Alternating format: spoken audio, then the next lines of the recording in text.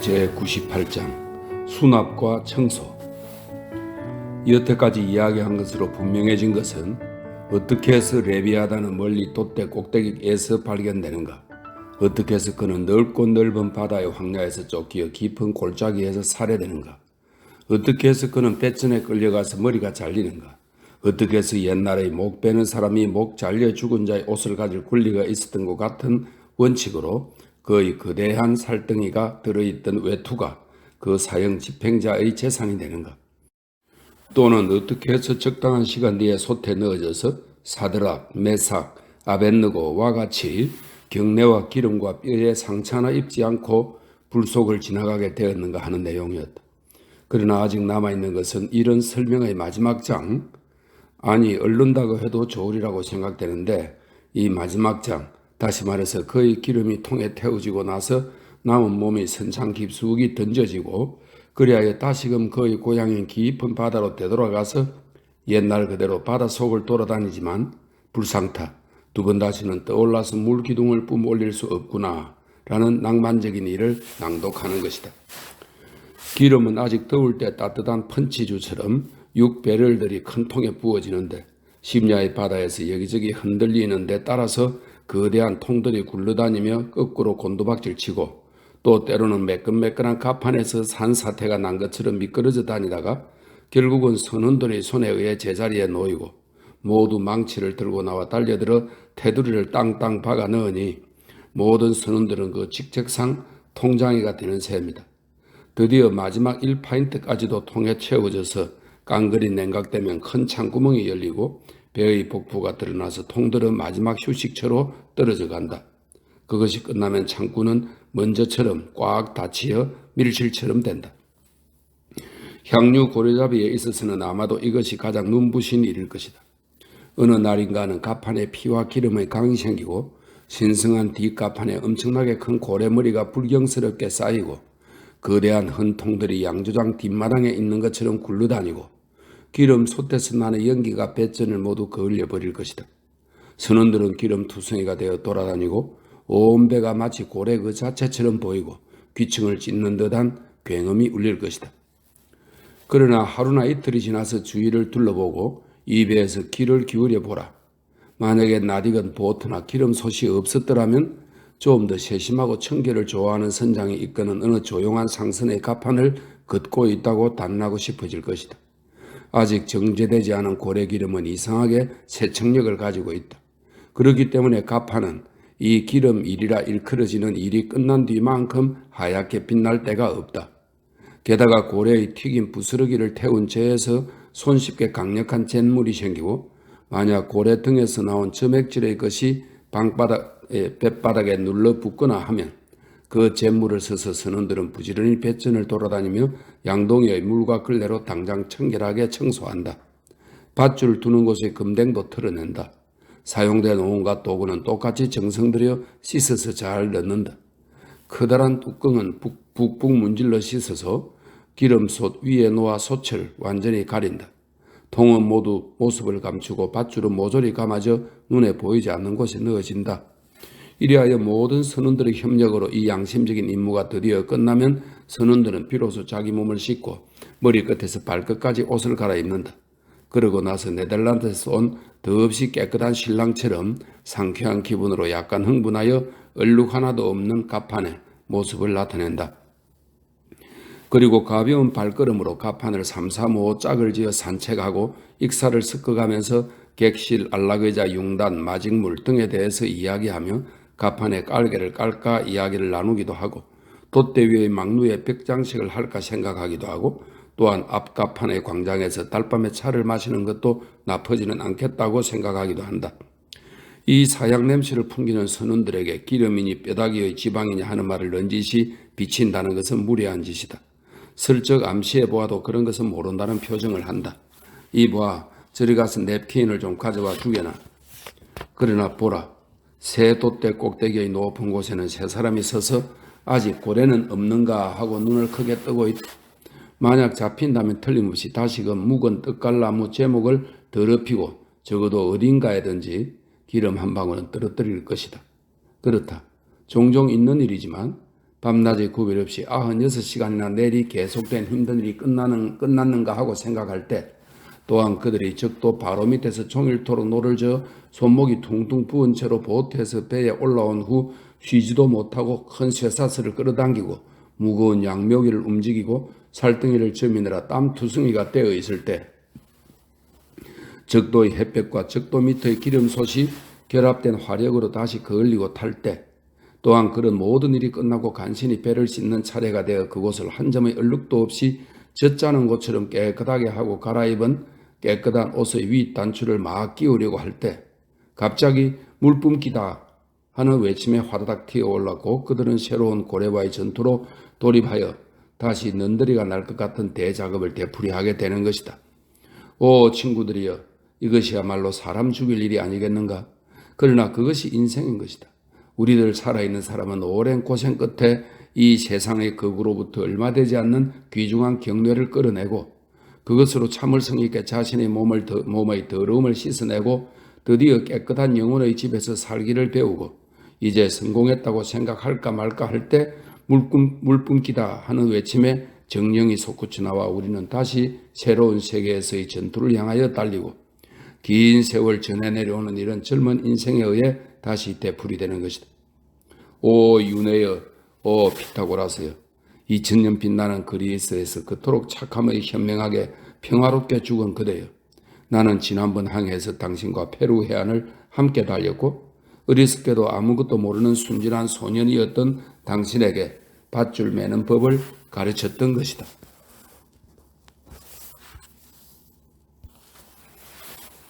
제99장 스페인의 금화. 에이허브가 뒷가판의 나침반과 큰 돛대 사이를 규칙적으로 왔다 갔다 하는 습관이 있다는 데 대해서는 이미 이야기했다. 그러나 다른 것도 설명해야 할 것이 많았기 때문에 아직 자세히 부연하지는 못했다. 그는 이렇게 가판을 걷는 경우에 이따금 깊이 자신의 생각에 잠기면 그 양끝점에서 가만히 걸음을 멈추어 선 채 눈앞에 있는 어떤 한 목표에 이상한 눈길을 고정시키는 것이다. 그가 나침반 앞에 서서 그 시선을 나침반 바늘 끝에 집중할 때 그 눈빛은 그의 일념의 격렬함에 굳어서 던지는 창처럼 쏟아져 나갔다. 또다시 걷기 시작하여 이번에는 큰 돛대에 있는 데서 걸음을 멈추고 집중된 시선으로 거기에 못 박아놓은 금화를 쏘아볼 때도 마찬가지로 그는 못 박힌 듯한 완고함으로 불타고 있었다. 다만 그 어딘가에 희망의 빛이라고는 할 수 없어도 무언가 그만둘 수 없다는 간절한 소망의 빛이 엿보이곤 했다. 그러나 어느 날 아침 그 금호 앞을 지나려 했을 때 그는 거기에 새겨진 이상한 그림이며 글씨에 새삼스럽게 끌린 듯한 표정을 나타내는데 마치 처음으로 거기에 숨겨져 있는 어떤 중대한 의미를 자기 나름대로의 편집광적 방법으로 해석하기 시작한 것 같았다. 물론 모든 것에는 무슨 의미든 숨겨져 있다. 그렇지 않으면 모든 것에는 아무런 가치도 없고 그 원형의 세계 역시 공허한 무에 지나지 않으며 기껏해야 사람들이 보스턴 근교의 언덕에 사듯이 짐수레에 실어다 은하수 어딘가에 넙지더라도 메우는 정도밖에는 소용이 없을 것이다. 그런데 이 금화는 순수한 황금이며 그것을 파낸 곳은 사금의 들판을 뚫고 동으로 서로 흐르는 수를 헤아릴 수 없는 황금강 물줄기의 원류가 있는 어떤 화려한 언덕의 심장부였을 것이다. 지금은 녹슨 나사못이나 퍼렇게 된 큰 구리못에 못 박혀 있지만 이제껏 조금 흐려지지 않고 옛날 그대로의 키토의 빛을 가지고 지니고 있었다. 또한 야만적인 선원들 사이에 놓여져서 야만적인 손들이 쉴 새 없이 만지고 지나갔더라도 한밤중에 어떤 도둑이 접근해도 알 수 없을 정도로 어둠이 짙었더라도 아침에 일어나 보면 이 금화는 전날 저녁 일몰 때의 모습 그대로 있었다. 그 까닭인즉 금화를 특별히 간직하여 하나의 엄숙한 목적을 위해 떠받들고 있었으므로 직업상 염치를 모르는 선원들이었다고는 하나 그들 모두가 이것을 흰 고래의 부적으로서 경외하고 있었던 것이다. 이따금 그들은 지루한 불침번을 쓸 때에 이에 대해 서로 이야기를 주고받고 이것이 최후에 누구의 손에 들어갈 것인가, 그 사나이나 이것을 쓸 때까지 살아있을 수 있을까 등을 고개를 갸웃거리면서 이야기하곤 했다. 이 고귀한 남아메리카의 금화는 또한 태양과 열대의 추억의 기념패이기도 했다. 야자, 알파카, 화산, 태양과 별, 일식과 월식, 풍요한 뿔, 펄럭이는 깃발 이런 것들이 쏟아져 나올 것처럼 화려하게 조각되어 있다. 이 고귀한 황금은 스페인어로 쓰인 한 편의 시와 같이 저 환상적인 주조술에 의해 한층 더 고귀함을 더하고 영예를 더하고 있는 것처럼 보였다. 우연히 피코도의 금화는 금화 가운데서도 가장 우수한 것이었다. 그 가장자리에 에쿠아도르 공화국 키토라는 글씨가 새겨져 있다. 그러니까 이 찬란한 화폐는 세계 한복판, 적도의 바로 아래에 세워진 나라의 것으로서 그 나라 이름이 거기서 연유하여 붙여졌음을 알 수 있다. 그리고 이것은 안데스 산맥의 산허리, 가을을 알지 못하는 풍요한 대기 속에서 만들어진 것이다. 이 글씨에 쌓여서 안데스의 봉우리 같은 것이 세 개 보이는데 그 하나에서는 불을 뿜고 있고 또 하나에는 탑이 솟아 있고 또 하나에는 때를 알리는 수탉이 새겨져 있다. 그 모든 것 위를 둥글게 싸고 있는 것은 하늘의 12궁도의 구분, 다시 말해서 신비스러운 상징을 표시한 그림이며 핵심을 이루는 태양은 천칭궁에서 춘추 2분점으로 들어가려 하고 있었다. 이 적도 금화를 앞에 놓고 에이허브가 걸음을 멈추고서 중얼대는 것을 관찰한 자가 있었다. 산봉우리니 탑이니 그 밖에 무엇든지 크고 높은 곳에는 항상 자아의 강렬함이 있다. 보라, 세계의 봉우리는 마왕처럼 잔뜩 뻐기고 있군 그래. 꿋꿋한 탑, 그것이 바로 에이허브인 것이다. 불을 뿜는 산, 그것이 에이허브란 말이야. 대담하고도 용감한 승리를 자랑하는 새, 그것도 또한 에이허브지. 모두 에이허브다. 그리고 이 둥그런 황금은 둥그런 지구의 초상이고 그것이 마법사의 거울처럼 이 사람 저 사람의 구별 없이 각각 그 자체의 신비로운 자아를 비추어내는 것이다. 세계에 대해서 신비를 가르쳐달라고 부탁하는 놈은 큰 고생을 하고도 조금밖에 얻을 수 없다. 세계는 자기를 해명할 수는 없기 때문이다. 그러나 내게는 이 금화의 태양이 빛나는 얼굴인 것처럼 보인다. 그러나 보라, 그는 2분점, 폭풍의 표지가 있는 대로 뛰어든다. 더욱이 6달 전에 백양궁에서 먼저 2분점에서 기어 나왔을 뿐이 아닌가. 폭풍에서 폭풍으로. 그것도 좋겠지? 진통을 겪고 태어난 사람은 괴로움에 살고 아픔에 죽는 것이 어울린다. 그것도 좋겠지. 여기에 덮쳐오는 비참함을 멋지게 이겨내는 자가 있다. 그것도 좋겠지. 요정의 손이 저 돈에 닿은 것은 아닐 테지. 그러나 어제부터 악마의 손톱이 상처를 냈을 게 틀림없어. 스타벅은 배전에 기대면서 혼자 말을 했다. 저 늙은이는 벨사살 왕, 고대 바빌론 최후의 왕입니다. 벨사살 왕의 끔찍한 문구를 읽는 모양이군. 난 저 금화를 잘 살펴본 적이 없어. 늙은이가 아래로 내려가는군. 어디 좀 보자. 큰 하늘로 치솟은 새 봉우리 사이의 어두운 골짜기로군. 그것은 이 지상에서의 희미한 삼위일체의 표시일까? 다시 말해서 이 죽음의 골짜기에 있는 우리를 신께서 주위에서 지켜주시어 우리의 어둠 위에 언제나 정의의 태양이 되고 희망이 되어 빛나고 있는 거다. 우리가 밑을 내려다보면 어두운 골짜기 밑에 곰팡이 나는 진창이 보이지만 눈을 들고 보면 반짝반짝 빛나는 태양이 우리의 눈에까지 들어와서 기운을 북돋워준다. 그러나 위대한 태양도 움직이지 않는 것은 아니다. 만약 우리가 밤중에 태양의 위로를 받고 싶어진다면 아무리 우러러 보아도 허사가 아니겠는가. 이 금화가 말하는 것은 현명하고 다정하고 진실하지만 역시 내게는 슬프다. 나는 달아나리라. 진실이 나를 부당하게 뒤흔들어 버리지 않게. 무구러의 늙은이구먼. 스티븐 기름솥 옆에서 혼자 말을 한다. 여태까지 금화를 노려보고 있었군 그래. 어렵쇼. 스타벅도 거기서 오는구먼. 두 사람 다 얼굴이 9길이나 될 만큼 늘어났는 걸 그것도 금화 한 잎을 보고 있었기 때문이야. 저런 걸 만약 내가 지금 니그로 언덕이나 콜라 강에서 가지고 있었다면 보고 있을 겨를이 어디 있어?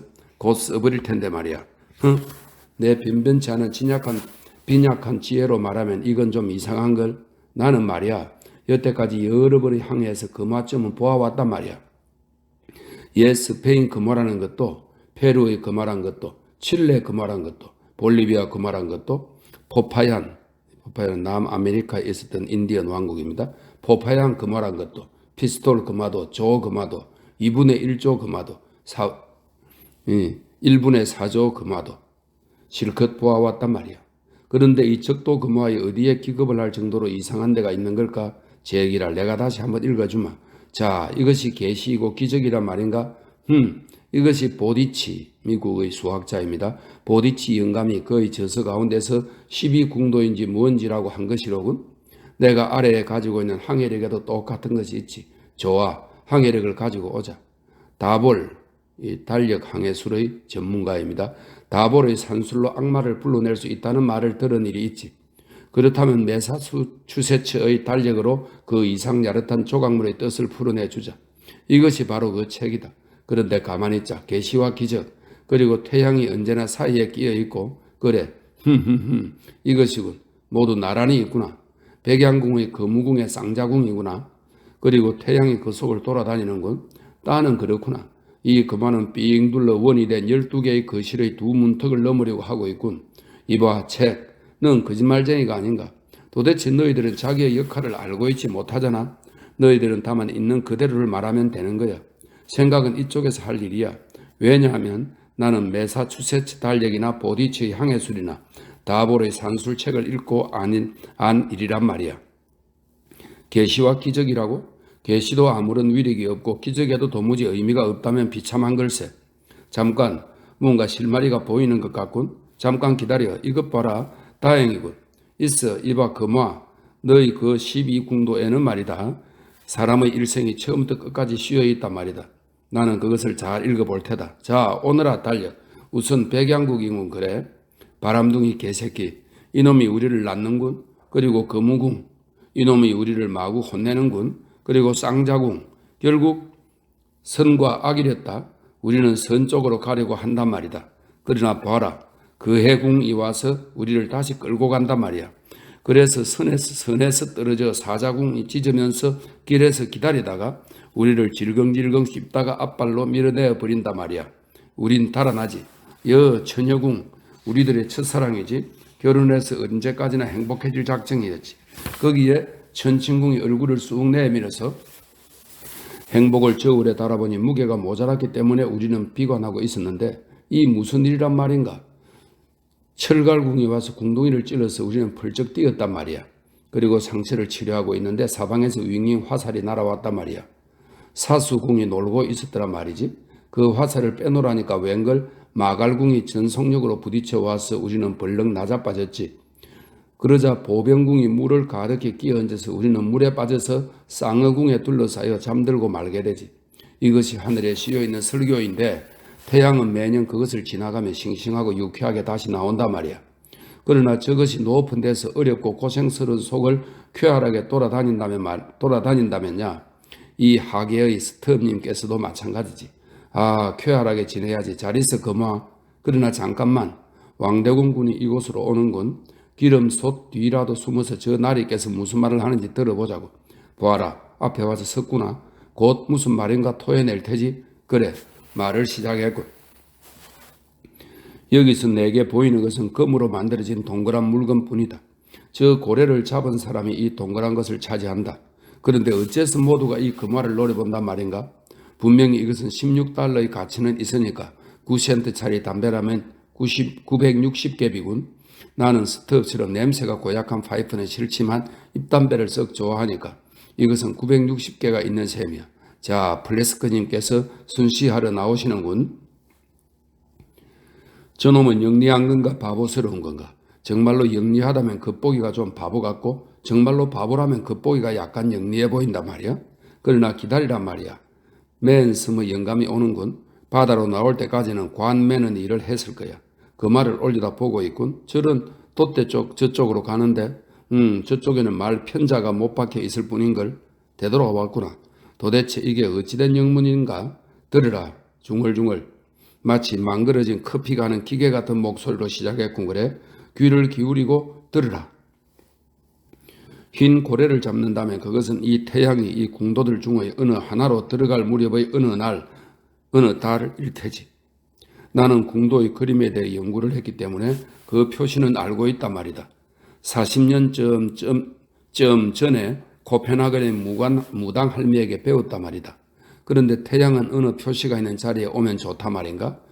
그래. 금화 바로 뒤에 말편자의 표시가 있지 않은가? 그런데 말편자는 무슨 표시인가? 사자가 울부짖다가 삼켜버리는 사자가 편자의 표시다. 배여, 불쌍한 배여. 너를 생각하면 나의 늙어 빠진 머리가 지끈지끈 아프구나. 해석이 또 다르군. 그러나 책은 하나다. 세상은 하나이지만 사람은 가지각색이니까. 또 스무야겠군. 저봐 퀴케그가 온다. 온몸이 문신투성이고 너가 바로 그 시비궁도로구나. 식인종이 무슨 말을 할까? 과연 기호를 살펴보기 시작하는군. 넓적다리 뼈를 보고 있구먼. 태양이 넓적다리에 아니면 정강이에 그것도 아니면 창자 속에 들어간다고 생각하는 모양이군.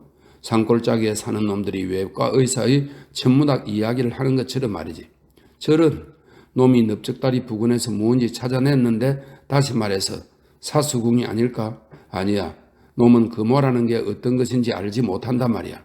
어느 임금님의 바지에 달린 낡은 단추라고 생각할 거야. 그런데 또 숨어야겠다. 유령 악마 놈인 페들러가 오는군.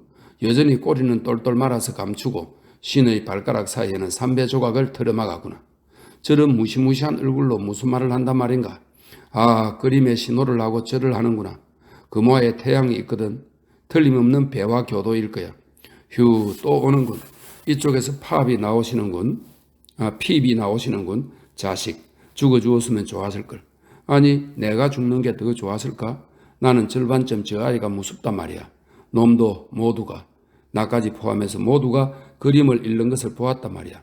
그리고 보란 말이야. 보통 사람 같지 않게 바보 같은 얼굴로 읽기 시작했어. 숨자, 숨어. 놈이 뭐라고 하는지 들어라, 들어봐. 나 본다, 당신 본다, 그 사람 본다, 우리 본다, 당신들 본다, 그 사람들이 본다. 뭐라고? 머레이는 미국의 문법학자입니다. 머레이의 문법 공부를 하는 건가? 불쌍하게도 머리를 좋게 하려는 개로군. 그런데 지금 무슨 말을 시작했는가? 쉿. 나 본다, 당신 본다, 그 사람 본다, 우리 본다, 당신들 본다, 그들 본다. 저런 외우는 건가? 쉿. 뭐라고 하는군? 나 본다, 당신 본다, 그 사람 본다, 우리 본다, 당신들 본다, 그들 본다. 재미있군 그래?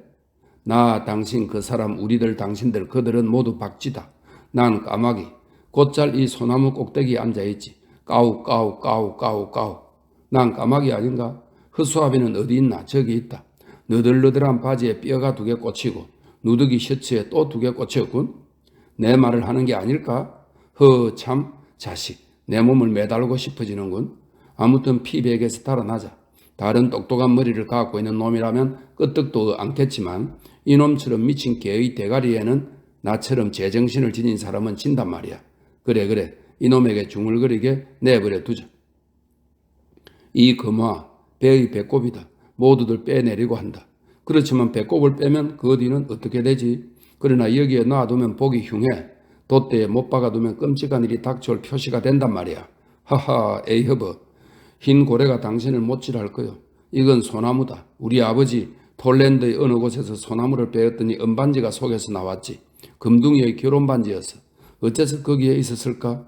그렇지만 만약 부활하는 날 모두가 이 낡은 돛대를 건져 올려 그 거칠거칠한 나무 껍질에 달라붙은 굴 조개들 속에서 이 금화를 찾아낸다면 이렇게 말하겠지.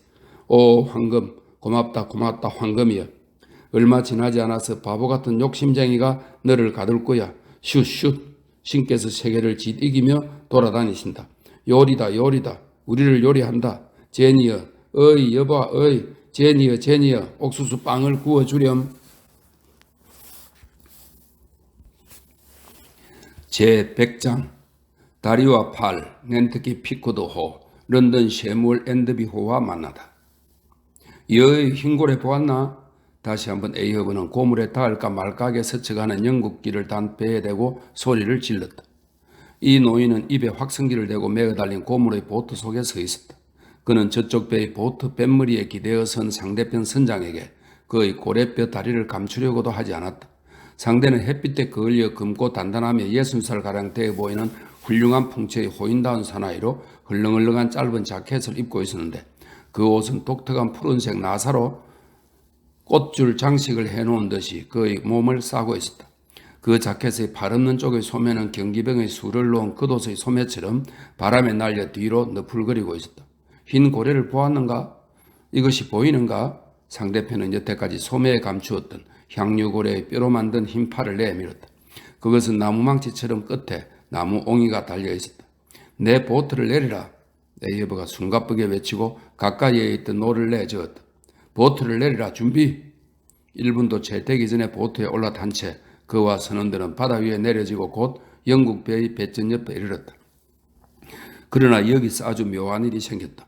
도대체 에이허브는 거의 한쪽 다리를 잃은 뒤로는 바다 위에서 자기의 배 이외의 다른 배에는 올라간 적이 전혀 없었고, 자기의 배에는 키 크듯 특제라고 할 만한 교묘하고 손쉬운 여러 가지 장치를 해놓았지만 그것은 급할 때에 맞추어서 다른 배에서 쓰도록 장치해서 보낼 수가 없다는 것을 너무 흥분해서 까맣게 잊고 있었던 모양이다.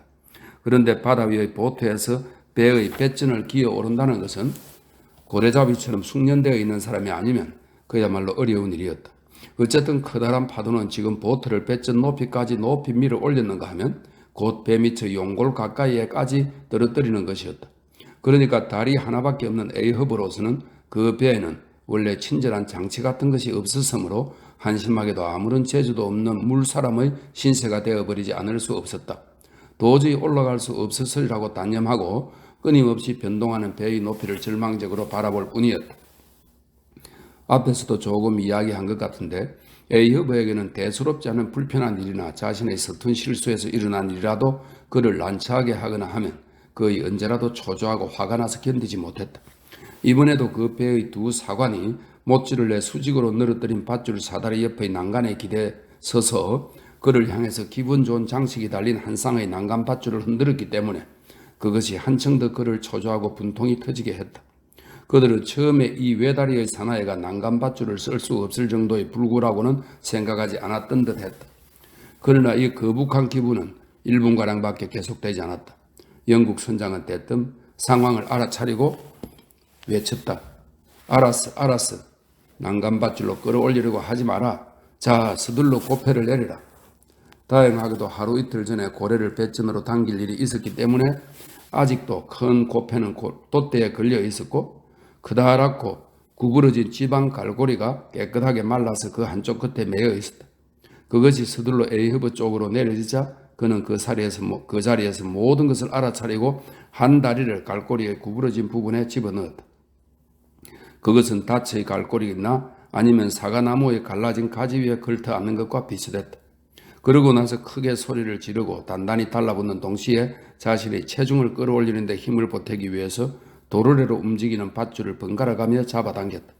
얼마 뒤에 그는 조심스럽게 높은 배전 너머로 흔들려서 조용히 고패 꼭대기에 내려졌다. 영국 선장은 부끄러워하지도 않고 고래뼈의 팔을 환영하는 뜻으로 내밀고 걸어왔다. 에이허브는 고래뼈의 다리를 내밀고 마치 두 마리의 황새치 주둥이처럼 고래뼈의 팔과 서로 엇그르면서 해마처럼 외쳐댔다. 아, 유쾌하군. 뼈끼리 악수합세. 팔과 다릴세. 오므릴 수 없는 팔, 그리고 달릴 수 없는 다리로군. 흰 고래는 어디서 보았소? 벌써 오래전이요? 흰 고래? 영국 사람은 고래뼈로 된 팔로 동쪽을 가리키며 그것이 망원경이냐 그쪽으로 매우 분한 눈길을 보냈다. 지난번 어기에 저쪽 적도에서 보았소. 놈이 팔을 뺏어갔소? 에이허브는 고패에서 미끄러져 내려서 영국 사람의 어깨에 올라타면서 물었다. 그렇소. 놈이 적어도 그 원인이었소. 그런데 그 다리도 이야기를 해 주시오. 에이허브는 말했다. 어떻게 된 거요? 생전 처음으로 적도를 항해했지요. 영국 사람은 이야기를 시작했다. 아직 흰 고래에 대해서는 아무것도 몰랐었소. 그래서 어느 날 보트를 내리고 4-5마리의 고래를 쫓다가 우리 보트는 그 중에 한 마리에 작사를 던졌소. 그 놈이 또한 기운생 공마단의 말 같은 놈이어서 빙글빙글 저쪽으로 끌고 이쪽으로 끌고 해서 우리 보트의 선원들은 모두 배전에 주저앉아서 균형을 잡는 것이 고작이었더란 말이오. 그때 갑자기 바다 밑에서 굉장한 기세로 큰 고래가 뛰쳐나왔어. 머리하고 혹이 젖빛처럼 희고 온몸이 주름투성이었어. 그놈이요. 바로 그놈이요.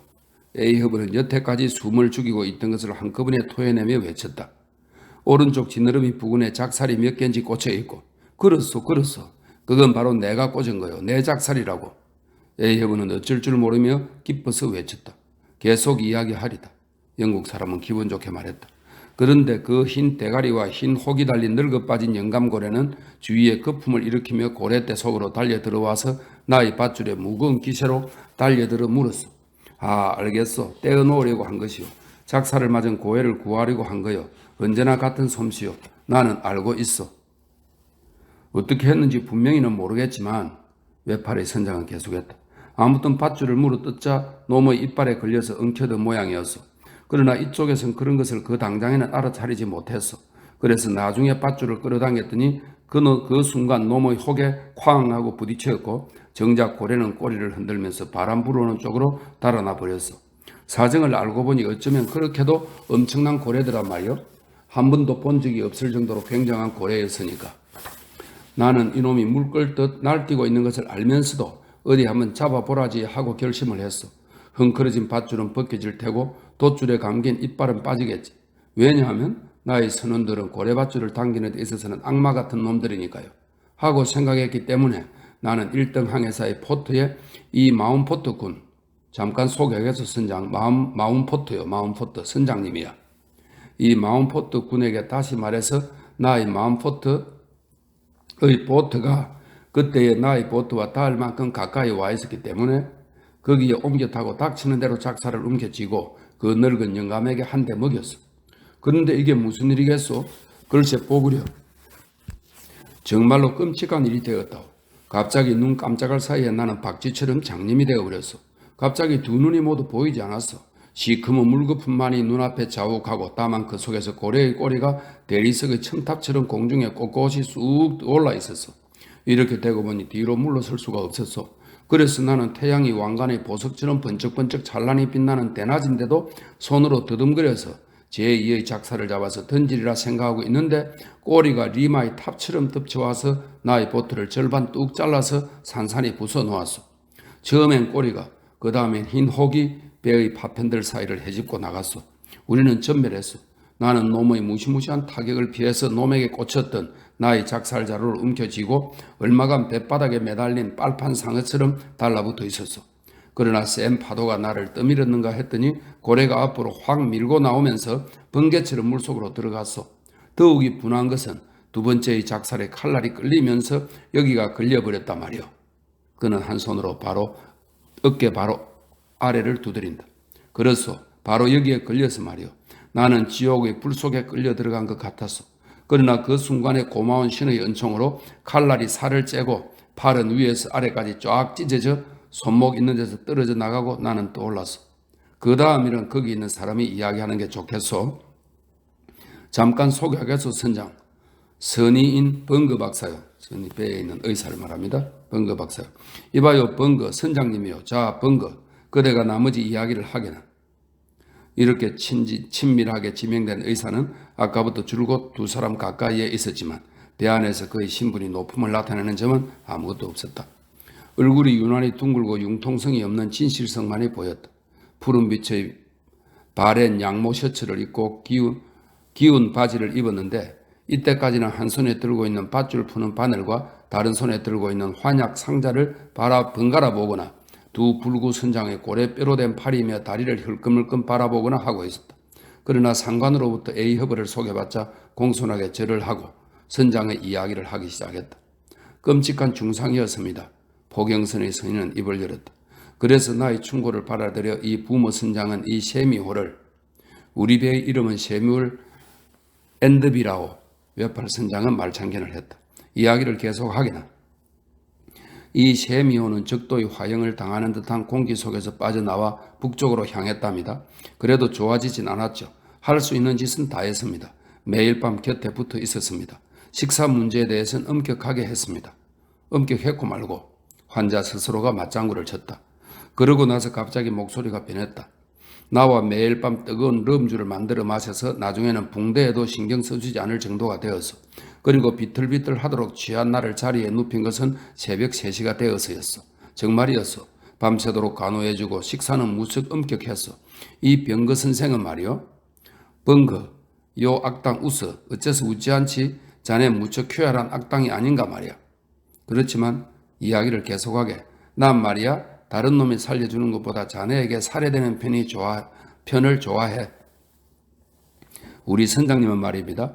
선장님께서도 이미 아셨겠지만 침착하고 경건한 표정을 짓고 있는 벙거는 조금도 동하는 기색 없이 약간 고개를 숙여 A허브에게 인사를 했다.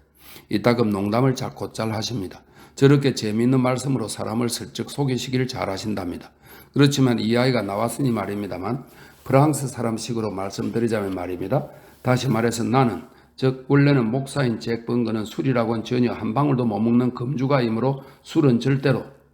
물이야, 선장은 외친다. 선생은 물을 마시지 않아. 물을 마시면 열병이 나는 모양이요. 식수를 마시면 공수병에 걸리지. 그렇지만 이야기를 계속하게 팔 이야기를 말이야. 네, 그렇게 하지요. 선인은 조용히 말했다.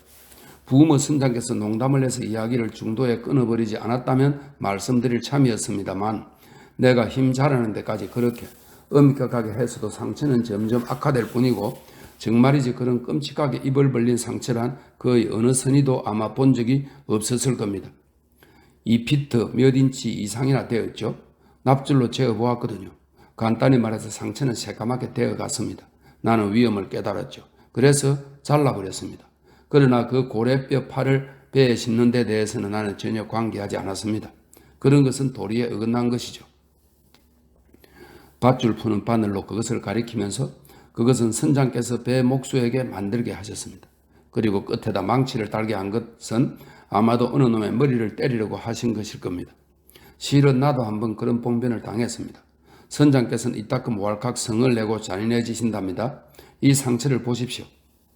그는 모자를 벗고 머리카락을 헤치고 정수리에 나무 그릇 모양으로 움푹 패인 것을 보였는데 거기에는 상처 자국 같은 것은 없었고 아무리 봐도 상처가 있었던 흔적은 보이지 않았다. 이 선장님께서 어떻게 생겼는지 가르쳐 주실 겁니다. 잘 알고 계시니까요. 알게 뭔가? 선장은 말했다. 자네 어머니가 아실 테지. 날 때부터 있었던 거야. 야, 요 악당놈, 번거놈. 넓은 바다에도 요 번거 같은 놈은 없을 거야. 번거 개새끼. 너가 죽으면 소금에 절여서 후세 사람들에게 본보기로 해야겠다, 악당놈. 흰 고래는 어찌 되었소? 여태까지 초조하면서도 두 영국인의 농담을 듣고 있던 에이허브는 끝내 외쳤다. 오, 외팔 선장이 외쳤다. 그렇지. 결국 놈은 물속으로 들어가서는 한동안은 모습을 보이지 않았어. 아까도 말했지만 실제로 나를 이런 끔찍한 꼴로 만든 고래가 어떤 놈이었는지 몰랐었어.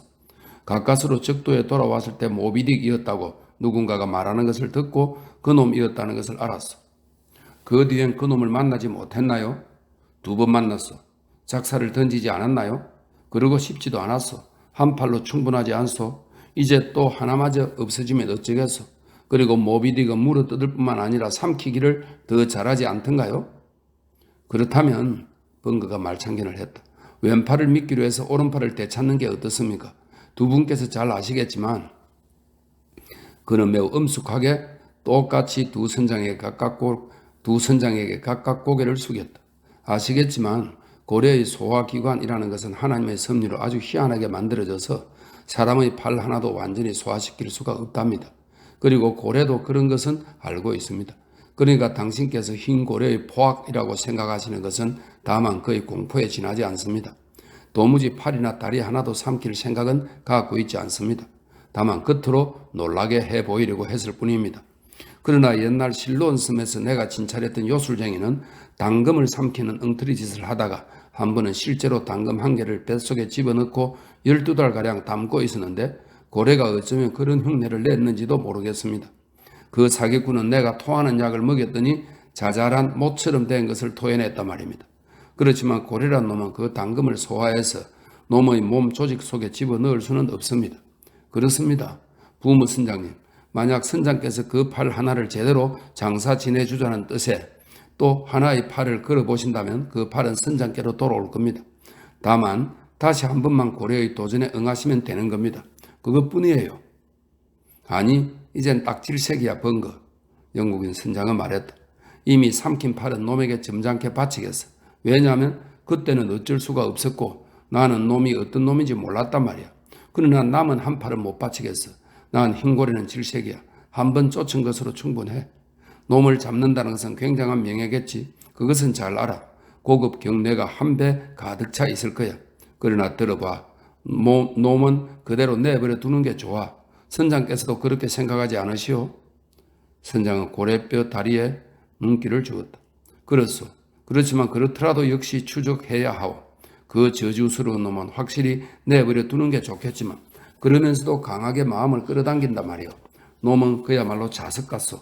그 놈을 본 뒤 얼마나 지났소? 어디로 간 것 같소? 오, 이 무슨 일이란 말인가? 몸이 떨리는구려. 번거는 외치고 몸을 굽혀 A협의 주위를 돌아다니면서 개처럼 이상하게 코를 벌렁거리며 냄새를 맡았다. 이 사람의 피 말이다. 체온계를 가지고 오게.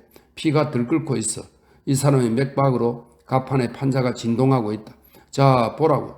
그는 호주머니에서 작은 수술칼을 꺼내어 A협의 팔에 대려했다. 비켜! A협은 고함을 치고 상대를 배전에 밀어붙이면서 외쳤다. 보트에 타라. 놈은 어디로 갔어? 아니, 저런? 질문을 받은 영국 선장은 외쳤다. 이게 어찌된 일인가? 그야 동쪽으로 갔다고 생각하지만 자네 선장은 미친 사람인가? 그는 조그만 목소리로 페들레에게 물었다. 그러나 페들레는 손가락을 입술에 갖다 대고 배전을 미끄러져 내려서 보트의 노를 잡자 A협은 고패를 흔들면서 아래로 내릴 준비를 하라고 선원들에게 명령했다. 눈 깜짝할 사이에 그는 보트 고물에 내려서고 마닐라인들은 노에 달려들었다. 영국 선장이 외쳐 불러도 소용이 없었다. 영국 배에는 등을 돌린 채 안색을 조금도 바꾸지 않고 A협은 피쿠도의 배전에 돌아갈 때까지 꼿꼿이 서서 움직이지 않았다.